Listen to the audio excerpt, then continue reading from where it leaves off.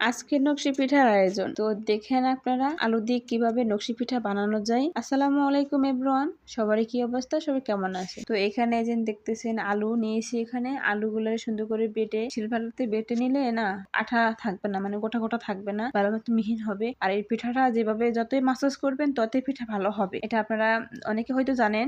যতই মাসাজ করবে ততই পিঠাটা অনেকটা মুলান হবে। আর এখানে আমি চিনি দিয়ে শিরা তৈরি করে নিলাম, চিনি দিয়ে জাল দিয়ে নিব। আর এখানে দেখেন আমার শাশুড়ি মা অনেকটা মাসাজ করার পরে পিঠা মানে ডোটা অনেকটা নরম হয়ে গেছে। এখন কত সুন্দর নরম দেখতে, মানে দেখতে বুঝতে পারতেছেন আপনারা হয়তো কেমন হইতেছে। বেলে নিতেছে, নিয়ে কাটবে। তো আপনাদের কাদের কাদের পছন্দ একটু জানাবেন, সবাই মানে সবাই একটু কমেন্ট করবেন, সবাই লাইক কমেন্ট দিয়ে একটু পাশে থাকবে। আর দেখেন এখানে যে পিঠাগুলা কেটে নিয়েছি, অনেকগুলা কাটা শেষ, আবার এখানে অনেকগুলা নকশি করা হয়েছে। দেখেন অনেক সুন্দর হয়েছে না?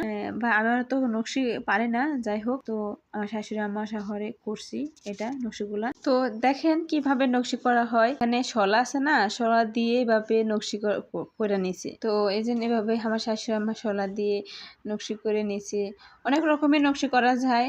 এখন তো আধুনিক যুগ, এখন অনেক কিছু বের হয়েছে। যাই হোক, আমরা ওগুলা আর বের করিনি, আর ওগুলা করা হয়নি। বাসায় খাবো, এখানে আর ওরকম মেহমান নেই যেতে মানে আরো সুন্দরভাবে ফুল করতে হবে বা কিছু। যাই হোক, সিম্পল ভাবে আমি এইভাবে করে নিলাম, নিয়ে বাসায় খাবো। এই তো এখানে তো এখন ভাজার পালা, বাঁচতেছি। আর এই যে উঠাইছে, কালারটা অনেক সুন্দর হয়েছে এখানে দেখেন। আর এখন শিরা দিব, মাশাআল্লাহ শিরার কালারটা অনেক সুন্দর না? দেখেন কত সুন্দর ভাবে শিরাটা হয়েছে। এখন উলট পালট কইরা একটু মানে নিলে তারপরে শিরাটা ভিতরে যাবে, কারণ গরম গরম যখন আপনি শিরার ভিতরে দিবেন পিঠাটা, তখন ওই শিরাটা তাড়াতাড়ি ওই পিঠা খাবে। তো যাই হোক, এভাবে আমার এই যে সবগুলো পিঠা রেডি হয়ে গেছে। আর যে কয়টা বাকি আছে নকশি কাঠা, ফাইনালি আমার পিঠা হয়ে গেছে, মাশাআল্লাহ অনেক সুন্দর লাগে। তো আপনাদের কাদের কাদের পছন্দ বেশি বেশি একটু কমেন্ট করবেন, সবাই জানাবেন কেমন হয়েছে।